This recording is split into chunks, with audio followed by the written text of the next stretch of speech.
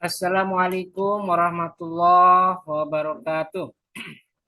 Bismillahirrahmanirrahim. Alhamdulillahirabbil alamin. Wa bihi nasta'in ala umuri dunya waddin. Wassalatu wassalamu ala asyrafil anbiya'i wal mursalin sayyidina wa maulana Muhammadin wa ala alihi wa sahbihi ajmain. Rabbi shrahli sadri wa yassirli amri wahlul 'uqdatam min lisani yafqahu qawli, amma ba'du. Baik, perkuliahan hari ini kita buka bersama-sama dengan membaca lafaz basmalah. Bismillahirrahmanirrahim. Baik, mahasiswa jurusan HKI semester 6 kelas A dan B, kita kembali hadir di mata kuliah bimbingan penulisan skripsi ya, yang alhamdulillah hari ini sudah memasuki pertemuan ke-7. Dan hari ini tanggal 8 April 2025, ini merupakan hari setelah kita melaksanakan Hari Raya Idul Fitri. Karena itu saya atas nama pribadi mengucapkan ja'alanallahu wa iyyakum minal aidina wal faizina wal maqbulin kullu amin wa antum bi khairin. Mohon maaf lahir batin, semoga ibadah kita di bulan Ramadan kemarin bisa menjadi pahala dan ladang menuju ketakwaan kita di hadapan Allah Subhanahu wa taala. Mohon maaf lahir batin, semoga kita kembali suci, kita kembali fitrah, kita kembali bersih dari segala dosa dan khilaf sebagai manusia. Itu dari saya, dan saya juga ingin menyampaikan terima kasih buat kalian sudah tetap fokus di mata kuliah ini, dan semoga bisa berlangsung terus sampai akhir semester nanti. Dan saya ingatkan, setelah nanti ini selesai, mata kuliah ini selesai, perkuliahan ini selesai, atau pertemuan ke-7 hari ini selesai, insya Allah setelah ini saya akan umumkan perihal UTS. Seperti apa UTS-nya nanti akan saya umumkan lebih lanjut. Silakan kalian tunggu saja dengan penuh kesabaran ya. Oke, baik. Sekarang kita lanjut ke materi pertemuan ke-7, yaitu tentang teknik penulisan. Teknik penulisan. Teknik penulisan itu kita lihat di LPS itu menyangkut beberapa aspek, misalnya tentang teknik pengutipan, kemudian ada catatan kaki, kemudian ada teknik penulisan daftar pustaka, dan transliterasi. Ada 4 ya, tentang pengutipan, catatan kaki atau footnote, kemudian teknik penulisan daftar pustaka, dan transliterasi. Oke, saya langsung ke modul ya. Kita buka modulnya.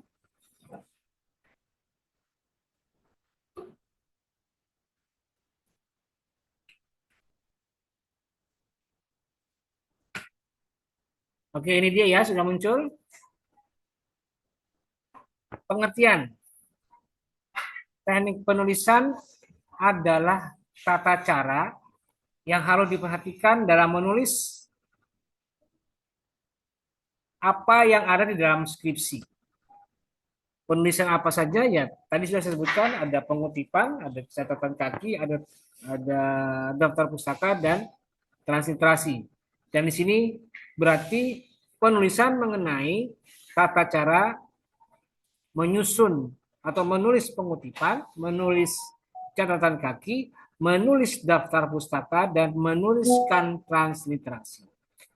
Itu teknik penulisan. Dan itu sudah sesuai dengan kaidah pedoman umum ejaan bahasa Indonesia. Jadi sudah mengikuti kaidah-kaidah dalam bahasa Indonesia. Nah, teknik penulisan ini itu perlu kalian kuasai agar tulisan kalian di dalam skripsi itu bisa dibaca dengan baik dan nyaman oleh para pembaca. Artinya apa? Pesannya tersampaikan, muatannya dipahami dengan baik, dan terstruktur secara rapi. Itu tujuan atau pengertian dari teknik penulisan. Nah, apa saja yang perlu kita bahas di dalam teknik penulisan ini? Antara lain penggunaan bahasa. Yang jelas, bahasa yang digunakan di lingkungan Fakultas Syariah UIN Banten minimal ada tiga. Pertama bahasa Indonesia, kedua bahasa Arab, ketiga bahasa Inggris. Jadi skripsi yang ada di Fakultas Syariah memang boleh kalau kalian menggunakan bahasa Arab atau bahasa Inggris. Cuman dalam kebanyakan yang terjadi masih tetap banyak yang menggunakan bahasa Indonesia. Tapi kalau kalian mau melakukan terobosan silakan. Pak, saya mau pakai bahasa Arab. Tema saya atau topik skripsi saya tentang perkawinan dalam Islam. Tapi saya membahasnya dengan bahasa Arab, Pak. Boleh nggak kira-kira, Pak? Boleh, tidak masalah. Atau bahasa Inggris, Pak? Boleh, silakan. Yang jelas bahasa Arab, bahasa Inggris, bahasa Indonesia itu yang diberlakukan di Fakultas Syariah.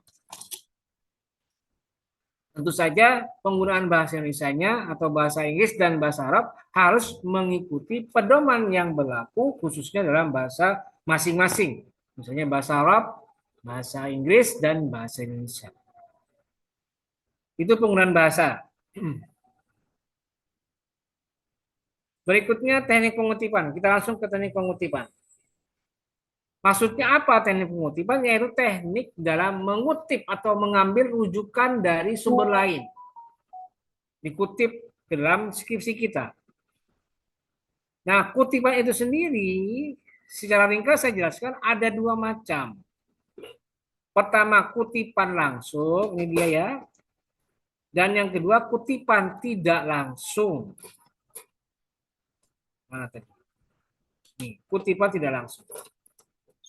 Yang kutipan langsung itu adalah kutipan yang diambil dari pernyataan atau gagasan orang lain secara langsung dan sama persis seperti aslinya tanpa membuat perubahan apapun baik dalam isi, susunan kata, ejaan, kapitalisasi, dan tanda bacanya.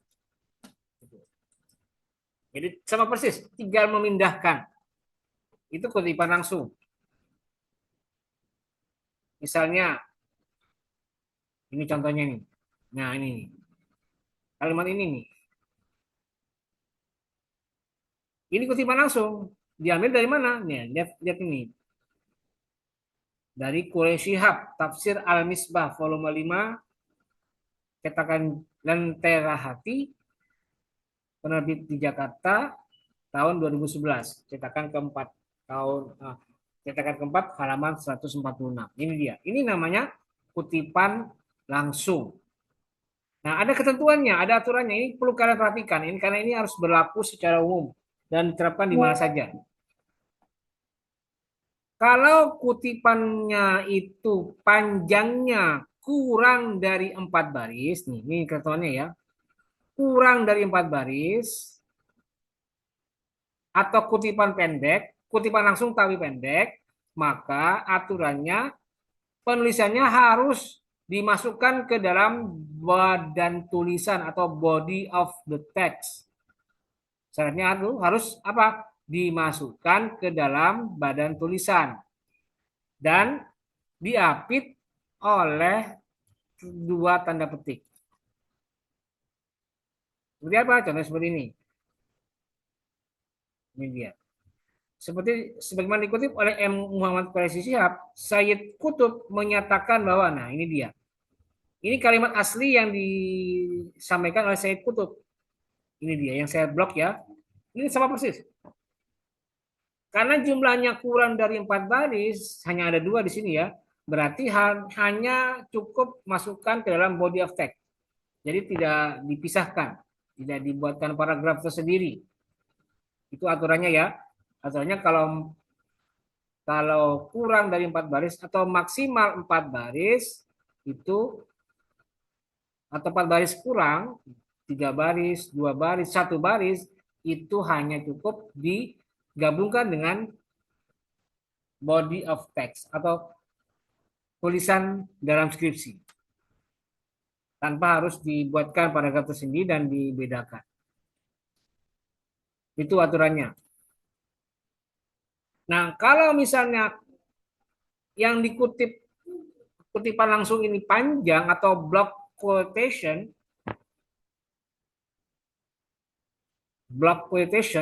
kutipan panjang, misalnya jumlahnya lebih dari 4 baris, maka cara penulisannya itu dipisahkan.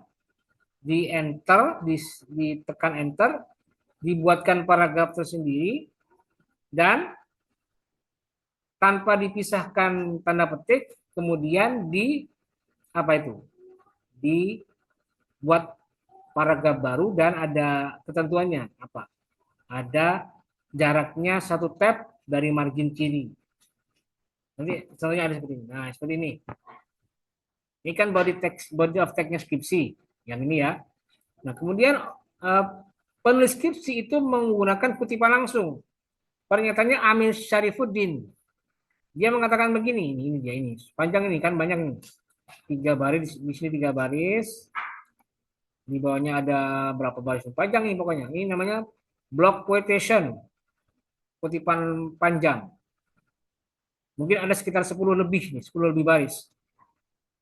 10 baris lebih. Nah, ini caranya harus seperti ini. Di enter dulu, diturunkan nih. Titik 2, Amisyarifuddin titik 2 langsung tik. Urutannya sama seperti ini. Margin kirinya sama dengan margin di atasnya, tapi untuk paragraf pertama atau alinea pertama, dia masuk ke dalam sekitar 1,5 cm atau 1,125 cm. 1 tab di tab masuk. Kemudian diketik di situ sampai selesai. Dan diingat setelah selesai diketik harus diubah spasinya. Kalau skripsi, yang skripsi ini ya, ini lupa nih, belum sempat dibuatkan. Kalau skripsi berapa ketentuan spasinya? 2 kan ya. Nah, untuk block quotation atau kutipan langsung yang panjangnya lebih dari 4 baris, itu hanya boleh menggunakan spasi berapa? 1. Oke, jadi ini 1 ya, yang saya blok ini ke bawah. Ini spasinya 1. 1 ya. Nanti setelah itu di enter, diketik apa namanya, footnote-nya, nanti disebutkan sumbernya dari mana. Nah, itu cara penulisan kutipan langsung. Ada aturannya. Kalau kurang dari 4 baris, 4 baris atau kurang, itu cukup digabungkan dengan body text. Body text-nya skripsi. Tapi kalau lebih, 4 baris atau lebih dari 4 baris, itu diatur sedemikian rupa seperti ini tadi. 1 spasi, kemudian dibuatkan paragraf baru, nanti alinea pertama, baris pertama itu masuk tab 1,125 cm. Ya. Itu yang pertama, kutipan langsung. Kemudian yang kedua, kutipan tidak langsung bagaimana? Kutipan langsung itu maksudnya adalah kutipan yang hanya mengambil isinya saja. Misalnya saduran, ringkasan, atau parafrase. Hanya mengambil intisarinya atau maksud dari kata-kata tersebut. Contohnya kayak apa? Seperti ini. Nah, ini dia. Muhammad Said Qutb menegaskan bahwa doktrin syahadat para nabi adalah kalimat tauhid la ilaha illallah sebagai dasar kehidupan manusia yang beriman yang akan menyelamatkan manusia dari kemusyrikan dan kekufuran dalam kalbunya. Nah, di dalam bukunya Said Qutb yang ditulis di sini, ini koreksi atas pemahaman la ilaha illallah, bukan ini kalimatnya, tetapi oleh penulis skripsinya, dia punya ide sendiri, dia punya teks sendiri, punya parafrase sendiri untuk menyampaikan isi dari pandangan Said Qutb. Sehingga tidak sama persis kalimatnya. Kalau di atas tadi yang kutipan langsung kan sama persis. Tapi ini ada ada apa namanya, ada usahanya si penulis sendiri untuk membuat redaksi yang dia karang sendiri, yang dia ciptakan sendiri, sehingga tidak sama persis seperti yang ada dalam bukunya Said Kutub, gitu ya. Itu kutipan tidak langsung, dan ini tidak perlu dibuatkan paragraf tersendiri karena bukan bukan kutipan langsung.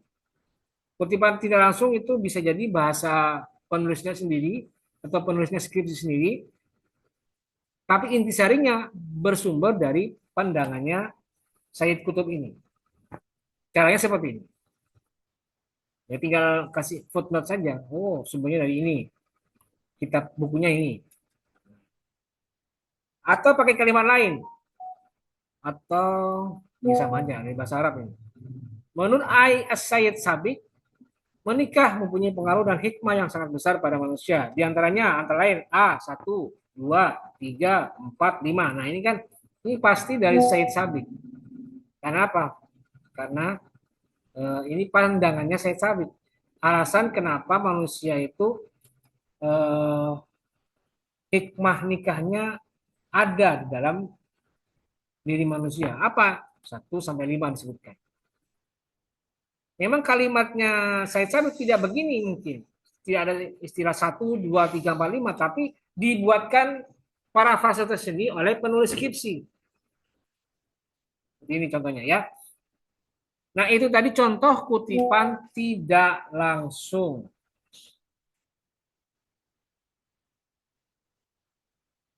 Nah, berikutnya adalah catatan kaki. Nah, ini beberapa aturan yang mengatur tentang penulisan catatan kaki yang sering kali dipraktekkan oleh para mahasiswa yang sedang bimbingan skripsi. Ya kadang prakteknya benar, tapi kadang juga ada yang kurang tepat.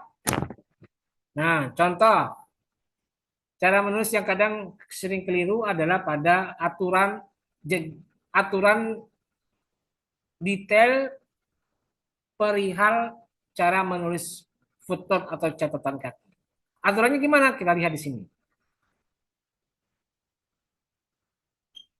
Yang jelas aturannya dalam atau di dalam penulisan catatan kaki atau footnote, yang jelas Fakultas Syariah itu tidak menerapkan ketentuan mengenai endnote atau catatan akhir. Jadi kan catatan catatan apa footnote, atau kutipan sumber rujukan itu ada beberapa macam. Pertama body note, kedua endnote, ketiga footnote. Body note itu bagaimana? Catatan kakinya disebutkan di dalam tulisan skripsi. Itu juga ada lembaga perguruan tinggi lain yang menggunakan itu. Tergantung masing-masing. Kalau di Fakultas Syariah tidak ada istilah body note, tidak ada istilah end note, tapi hanya ada istilah footnote. Footnote berarti catatan kaki. Aturannya bagaimana? Nah, aturannya yang jelas fontnya itu ukurannya 10. Kemudian jenis tulisannya Times New Roman. Nah, kadang ada mahasiswa itu tidak teliti. Yang terjadi dia hanya menggunakan default fontnya dari Microsoft. Apa? Calibri. Jadi kadang ada saya masih menemukan dia menulis skripsi bimbingan bab 1 sampai bab 5 masih ada dia belum mengubah footnote atau ukuran font dan jenis fontnya dari Calibri menjadi Times New Roman. Kalau dia masih Calibri berarti dia biarkan default fontnya Microsoft dia pertahankan, tidak diurus, tidak dicek lagi. Jadi harus diperbaiki ya. Ini kadang sering ketemu ini. Mahasiswa yang bimbingan ke saya terutama masih ada yang belum berubah. Fontnya masih Calibri, kemudian apa itu?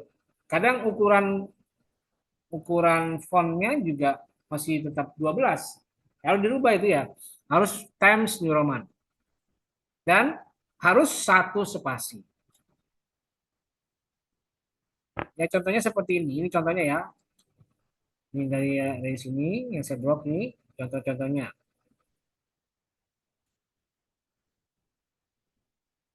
Atau juga boleh footnote atau catatan kaki itu diberikan komentar terlebih dahulu. Jadi untuk menambah atau memberikan penguatan terhadap apa yang dijelaskan pada skripsi. Misalnya didefinisikan dulu. Nas contohnya seperti ini nih, di footnote 9. Sebutkan dulu nas itu apa. Nah, nah, setelah itu baru boleh kita kembali ke footnote dengan kembali ke lihat Abdul Wahab Khalaf judul bukunya ini dan seterusnya sampai selesai. Boleh seperti ini. Tapi kalau tidak menggunakan ini juga nggak apa-apa, boleh langsung ke Abdul Wahab Khalaf judul bukunya dan seterusnya. Boleh seperti itu. Ini variasi. Tapi yang penting footnote itu harus ada keterangan data bukunya. Walaupun di situ ada juga penjelasan mengenai teorinya atau mungkin penguatan pada kalimat-kalimat dalam skripsi, tapi jangan lupakan bahwa yang namanya footnote harus ada data bukunya. Data buku apa itu maksudnya? Ya ini nih, yang ini. Ya, harus ada. Pak, mungkin nggak Pak footnote itu hanya sekedar pengembangan teori? Ya kalau bisa jangan cuma teorinya saja, harus ada data bukunya. Boleh, tapi kalau bisa usahakan ada data bukunya. Nah, di sini saya jelaskan juga ada di dalam pedoman footnote menggunakan buku, bagaimana ketentuannya, kemudian contohnya seperti ini ya. Kalau buku berarti begini. Nih. Jadi nama penulis itu ditulis lebih dahulu tanpa gelar.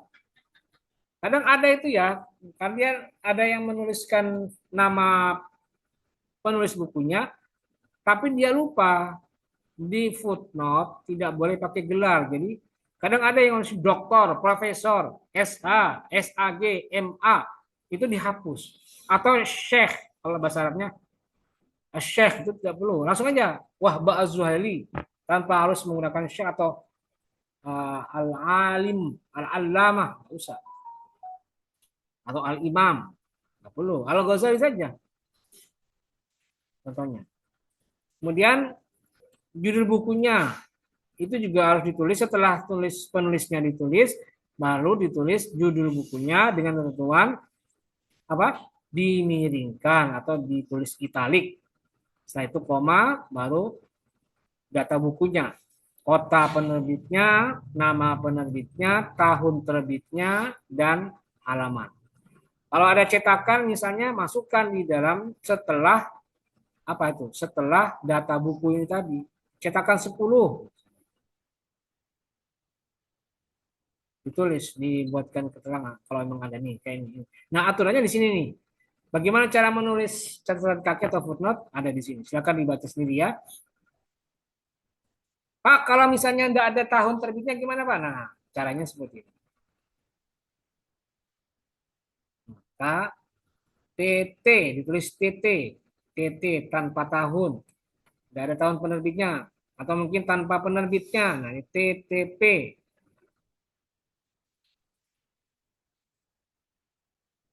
Itu contohnya ya. Terus kalau misalnya ini buku terjemah bagaimana Pak? Nah, cara menulisnya ya tuliskan penerjemahnya siapa. Ada sesudah judul. Misalnya Wabah Zuhali, Zakat, Kajian Berbagai Mazhab, koma, penerjemahnya Agus Effendi dan Baharudin. Atau alih bahasa boleh. Atau pe,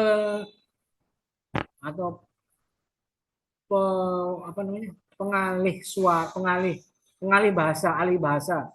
Bisa. Atau istilah lainnya apa? Boleh penerjemah, boleh alih bahasa, dan lain-lain. Atau bahasa Inggrisnya translate by. Bisa. Nah, kalau sumbernya berasal dari kita berbahasa Arab, bagaimana cara nulisnya? Nah, lihat seperti ini. Al-Fiqh ditulis Al-Fiqh Al-Islami wa adillatuhu. Harus buka transliterasi untuk menulis judul bukunya. Ada aturannya di dalam transliterasi. Kalau lebih dari satu orang gimana Pak penulisnya? Nah, ditulis seperti ini. Ahmad Ibrahim D, DKK atau et al. Et al.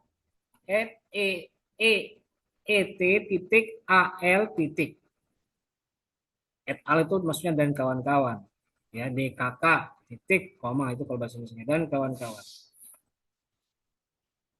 Nah, itu dia tadi cara menulis footnote atau catatan kaki yang berlaku selama ini. Kemudian untuk pengulangan, nah, ini juga ada ketentuannya. Kalau misalnya yang pertama sudah dikutip, terus dia mau mengutip lagi di halaman lain, di footnote lain atau di catatan kaki yang lain, bagaimana Pak? Nah, ada ketentuannya di sini. Kalau rujukannya sama, hanya beda halaman, maka footnote-nya seperti ini. Kalau dulu kan ada istilah ibit, opcit, load-cheat. Sekarang sudah tidak dipakai. Ibit tidak diubah, load-cheat, opcit sudah diubah. Caranya gimana? Nih, kalau misalnya sama, baik belum diselingi atau sudah diselingi oleh rujukan lain, maka cukup menyebutkan nama penulisnya diikuti dengan judul bukunya. Kemudian cukup ditulis titik 3 kali, koma, kemudian huruf H, titik, nomor halaman, dan titik. Jadi kayak ini. Di footnote 17 atau footnote 16 atau footnote 15 sudah dikutip Baba Azwari juga. Kitabnya sama Al-Fiqhul Islami juga. Kalau di footnote 15 itu halamannya 12. Tapi di footnote 17 halaman 50. Gimana cara menulisnya? Nah, cara menulisnya tidak perlu lengkap atau tidak perlu ditulis data bukunya. Karena sudah pernah dikutip, maka cukup ditulis al-fiqh saja, tidak perlu lengkap. Kemudian diganti yang tadi tidak ditulis dengan kalimat, dengan kata-kata titik 3. Al-fiqh titik 3, kemudian koma, H, halaman, titik, berapa? 50. Seperti itu. Kalau misalnya penulisnya sama, tapi jilidnya berbeda, gimana Pak? Nah, tinggal ditambahkan jilidnya yang sekarang. Kalau tadi misalnya di footnote ini nih, footnote 12, dikutip Pak Baswe di kitab Fiqhul Islam Wadidatu jilid 4 atau jilid 2, maka untuk footnote 19, beda lagi kutipnya di jilid 3 halaman 150, berarti tinggal tulis saja jilid berapa. Al-Fiqh titik 3, kemudian koma, jilid 3, jilid yang lain, koma, baru halaman berapa. Kemudian kalau misalnya penulisnya sama tapi bukunya beda, itu gimana Pak? Misalnya Suparman Usman itu punya 2 buku, Hukum Islam dan Hukum Pewakafan. Maka tuliskan ulang data bukunya secara lengkap, judulnya secara lengkap, data bukunya secara lengkap, kemudian halamannya. Nanti kalau misalnya diselingi lagi dengan footnote lain atau catatan kaki yang lain, baru nanti dipisahkan dengan mana judul buku yang dia kutip berikutnya. Misalnya hukum Islam ini dikutip lagi. Berarti nanti hukum Islam titik 3, koma, halaman berapa. Diambil yang berbeda saja. Misalnya hukum Islam, ini hukum perwakafan. Jadi sudah beda lagi. Ya, tuh kayak begini ya. Hukum Islam, hukum perwakafan. Nah, itu untuk yang penulisnya sama, tapi bukunya berbeda lebih dari 1. Untuk Al-Quran hadis gimana Pak? Nah, Al-Quran hadis itu penulisannya seperti ini. Kan dari kanan, masuk dulu, ikuti margin kanan, masuk sekitar 1 tab atau 1,1225 cm. Nanti baru mulai dikit di situ. Nah, nanti kemudian untuk hadis juga sama. Nah, kemudian diingat, setiap kutipan ayat Al-Quran dan hadis harus bersumber kepada Al-Quran dan kitab hadis, bukan yang lain. Khusus ayat dan hadis, sumbernya atau referensinya atau catatan kakinya harus ke Al-Quran dan hadis. Kalau Al-Quran berarti apa? Al-Quran terjemah. Kalau hadis gimana? Kitab hadis terjemah. Ada itu sering muncul itu. Ngutip hadis tapi kok sumbernya apa? Fikih munakahat. Oh, itu berarti beda itu. Nggak boleh. Harus kitab hadis. Nggak apa-apa kitab hadis tapi terjemah nggak masalah. Asal bukan kitab umum, buku umum. Kemudian diingat, kalau ayat apa saja yang diatur, nah disebutkan seperti ini, sama. Tidak ada penulisnya Pak, tapi hanya lembaganya saja. Ya. Tuliskan lembaganya, baru setelah itu, koma, Al-Quran dan terjemahannya. Nah, baru ditulis data bukunya. Atau misalnya kutipannya dari situs Al-Quran Kemenak, gimana Pak? Nah ini aturannya seperti ini. Ini disebutkan, nah ini kayak gini ya. Di copy paste, jangan lupa copy paste halamannya. Kemudian hadis juga sama, ingat. Nah, kalau hadis disebutkan penulisnya siapa, Ibnu Hajar Al-Asqalani, Bulughul Maram, penerjemahnya siapa, Bandung, percetakannya apa, tahunnya berapa, cetakan ke berapa, halaman berapa. Atau misalnya aplikasi Syamilah, Maktabah Syamilah. Nah, disebutkan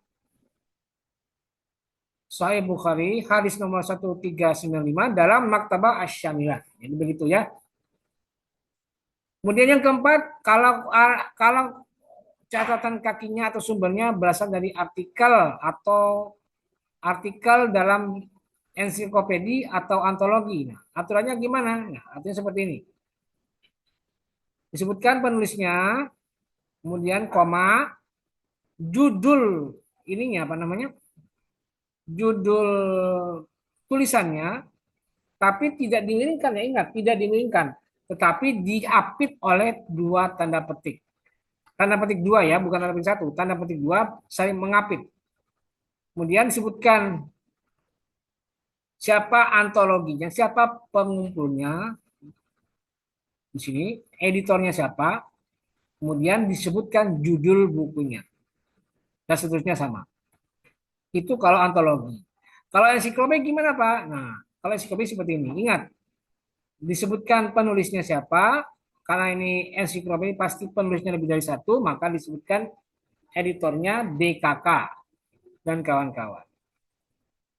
Pak, namanya banyak Pak. Ya ambil satu saja yang paling awal untuk mewakili semuanya.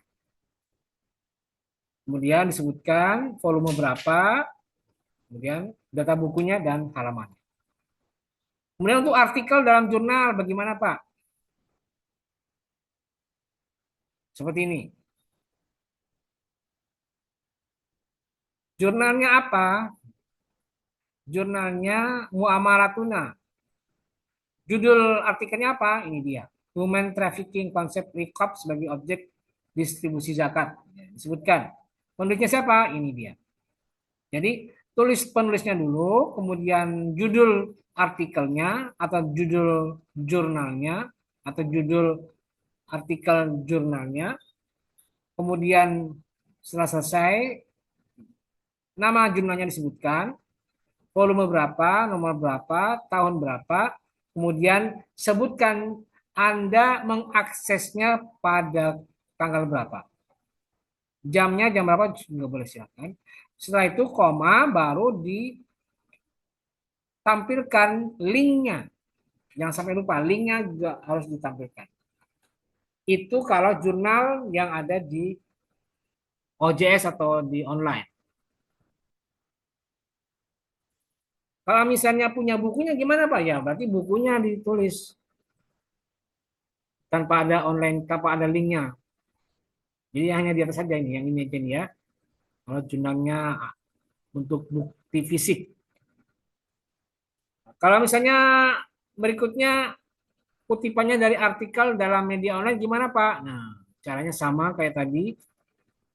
Disebutkan penulisnya, kemudian judul tulisannya atau mungkin momentumnya apa, kemudian atau mungkin judul artikelnya bisa, atau mungkin ini judul redaksi itunya apa, media online-nya apa, kan pasti ada ya. Kemudian baru setelah itu koma, sebutkan media online-nya. Lalu setelah itu ditulis akses tanggal berapa.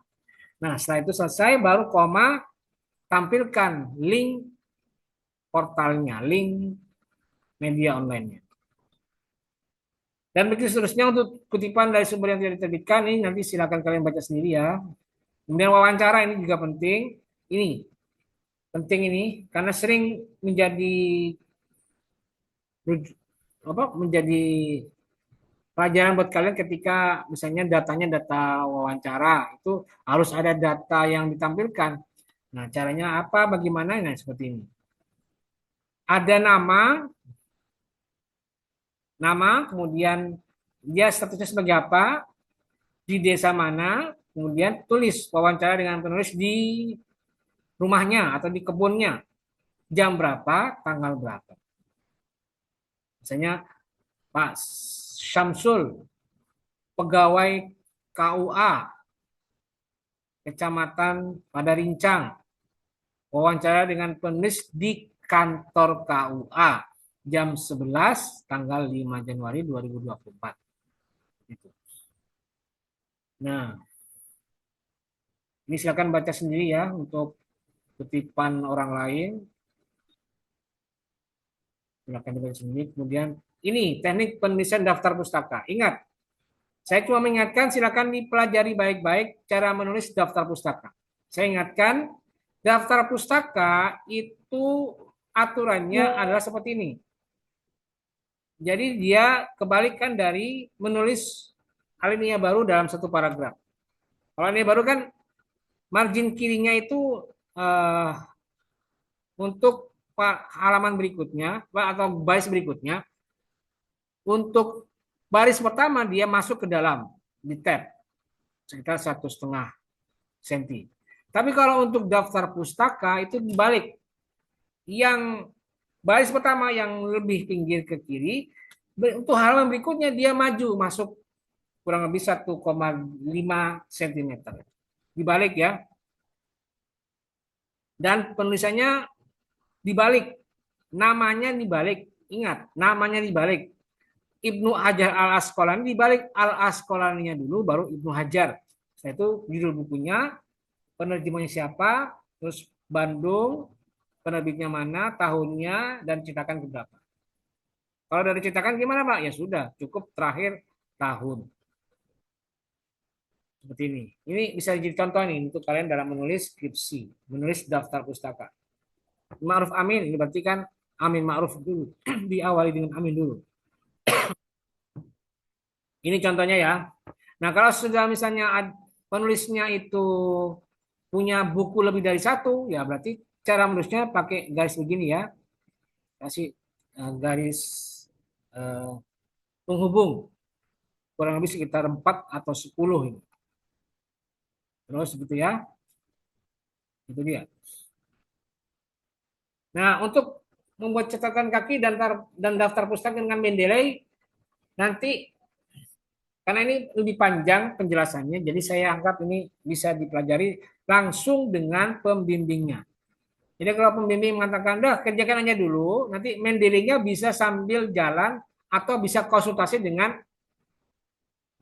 dosen yang paham Mendeley. Karena Mendeley ini harus ada penjelasan secara teknis tersendiri ya, karena harus diinstal dulu softwarenya, kemudian harus ada editingnya dan lain sebagainya. Saya kalau menjelaskan Mendeley bisa panjang ini, karena harus butuh media tersendiri untuk menjelaskan Mendeley. Jadi itu bisa di skip dulu ya, hindarin.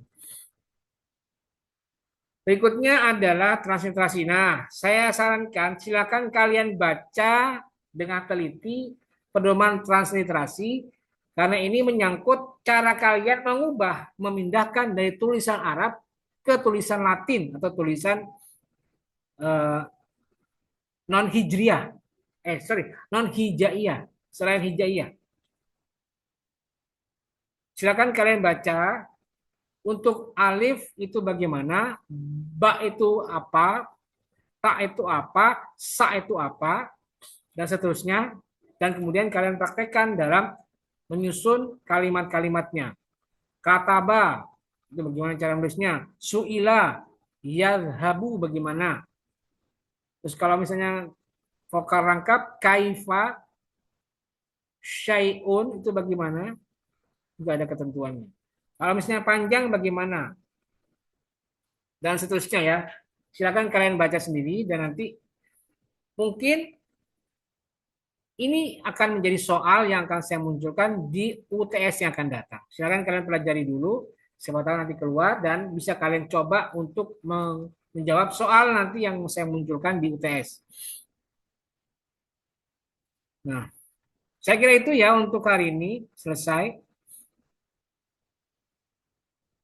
Dan selebihnya mungkin kalau ada yang ingin kalian tanyakan bisa kalian sampaikan pertanyaannya melalui kolom komentar yang ada di GCR ataupun yang ada di channel YouTube saya.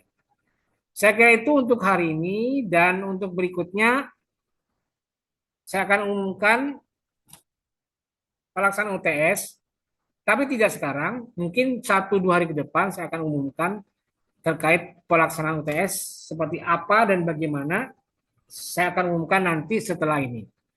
Dan sekarang saya tidak ada pengumuman lain. Untuk pengumuman, kalian tunggu pengumuman dari saya mengenai apakah pengumumannya menyangkut UTS-nya akan dilaksanakan secara langsung di kelas atau hanya melalui ujian online. Bisa dari rumah. Ya nanti saya akan pertimbangkan dulu segala halnya yang berkaitan dengan UTS. Jika sekiranya memungkinkan saya hadir di kelas, ya akan saya laksanakan secara langsung dan tetap ada pengawasan walaupun ujiannya tetap online ya. Ujian tetap online, tapi apakah saya awasi atau tidak, kita lihat nanti. Saya akan pertimbangkan berbagai macam hal untuk mengadakan UTS ini. Baik, saya kira itu, saya kira cukup. Terima kasih dan mari kita akhiri bersama-sama dengan membaca lafaz hamdalah. Alhamdulillahirrabbilalamin. Terima kasih. Wallahul muwafiq ila aqwamit thoriq. Wassalamualaikum warahmatullahi wabarakatuh.